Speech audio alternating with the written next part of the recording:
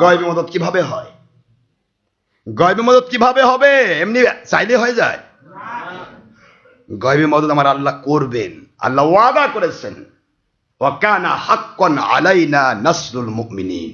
এ মুমিন, তুমি আমি আল্লাহ প্রেমিক, তুমি আমার রাসূল প্রেমিক, তুমি আর ওই নিয়ামত প্রাপ্ত বান্দা ওলি আউলিয়া প্রেমিক।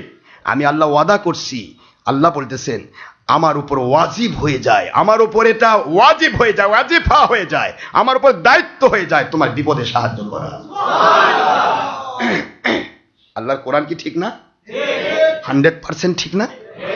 আলহামদুলিল্লাহ বলুন। 100% ইউনিভার্সাল ট্রুথ।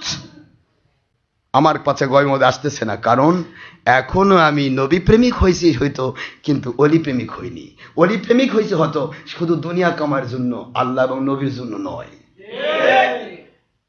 তিনটি কন্ডিশন সমান থাকতে হবে, আতিউল্লাহ, আতিউর রাসূল ওয়া উলিল আমরি মিনকুম। তিন কন্ডিশনের একটাকে অস্বীকার করলে সে মুমিন হবে না। কি বুঝতে পেরেছেন?